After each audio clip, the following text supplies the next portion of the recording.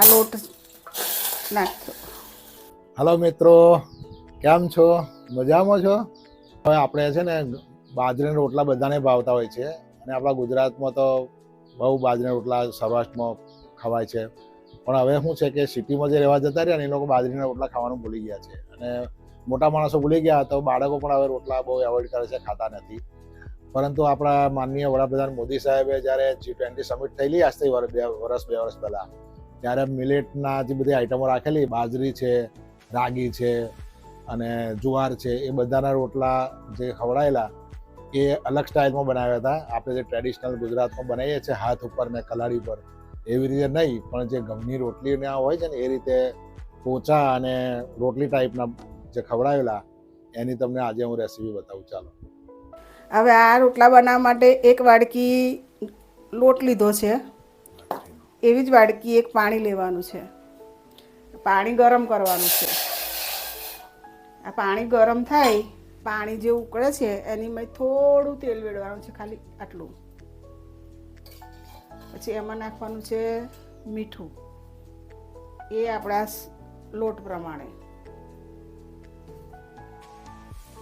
ઉકળી જાય એટલે હવે આને ગેસ બંધ કરી દેવાનો અને ઉતારી લેવાનું નીચે.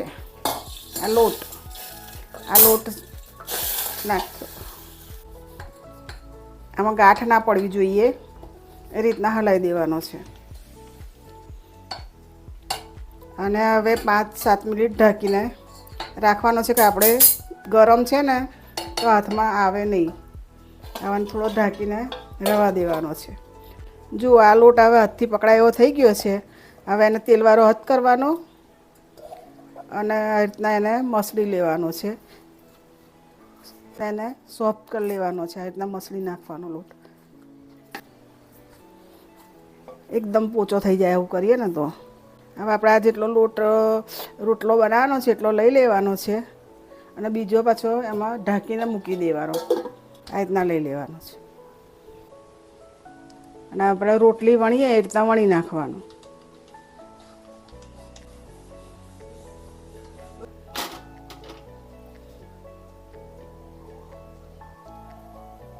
કેટલો મસ્ત ફૂલીને થયો. રોટલી જેવો જ થાય. યાર ઘી લગાવી દેવાનું.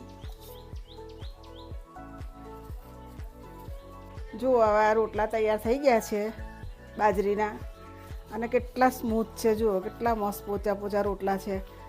અને આ 12 કલાક સુધી આખો દિવસ આવવાના આવા રોટલા રહેશે. અને આ છોકરાઓને બી ભાવશે. છોકરા ખાસ ટ્રાય કરજો.